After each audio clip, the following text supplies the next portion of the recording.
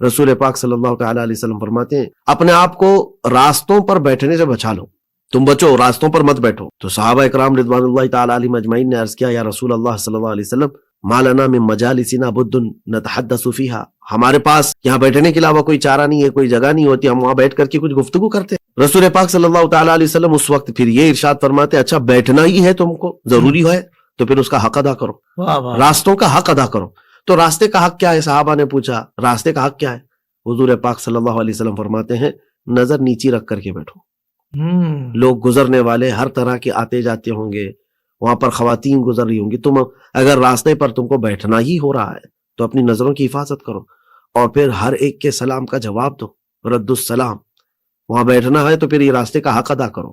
اور پھر اتنا ہی نہیں بلکہ حضور پاک صلی اللہ علیہ وسلم نے آگے یہ بھی فرمایا پھر وہاں پر بیٹھ کر خاموشی نہیں ہے کہ تم گفتگو کر کے چلے آئے، بلکہ کچھ اچھائیوں کا حکم بھی دے دو وہاں چلنے والوں کو، اور اگر کوئی برائی دیکھتے ہو تو روک کر کے بھی آؤ، یہ راستے کا حق ہے۔ کیا بات ہے، واہ واہ۔ جو چوک پہ بیٹھتے ہیں، کٹوں پہ بیٹھتے ہیں، نکڑ پہ کھڑے ہوتے ہیں، ان کے لیے تو ہے ہی کہ اگر کھڑا ہونا ہی پڑ رہا ہے تو پھر تم اس کے حقوق ادا کرو۔ تو یہ دیکھیں اسلام میں نظام برائیوں سے روکنے کا ایسا ہے کہ جہاں سے برائی شروع ہوتی ہے، حیرت ہوتی ہے کہ ایک قبیلہ تھا حضور پاک صلی اللہ علیہ وسلم کے پاس آیا، یہ لوگ مدینہ طیبہ جب حضور صلی اللہ علیہ وسلم کے پاس آئے تو انہوں نے ایک شکایت کی کہ آقا ہمارے اور آپ کے بیچ میں ایک دشمن قبیلہ رہتا ہے، تو صرف جو حرمت والے مہینے ہیں اس میں ہم آپ کے پاس آ سکتے ہیں، تو ہمیں کچھ ایسے احکام بتا دیجئے کہ ہم اس پر کنٹینیو چلتے رہیں، یعنی بار بار ہم آ نہیں پاتے ہیں۔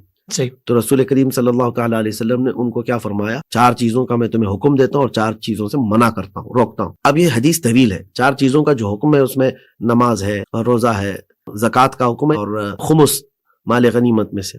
حضور پاک صلی اللہ علیہ وسلم نے فرمایا جو 4 چیزیں میں جس سے تمہیں روکتا ہوں وہ چاروں چیزیں کیا ہے پتہ ہے؟ یہ بہت امپورٹنٹ چیز ہے۔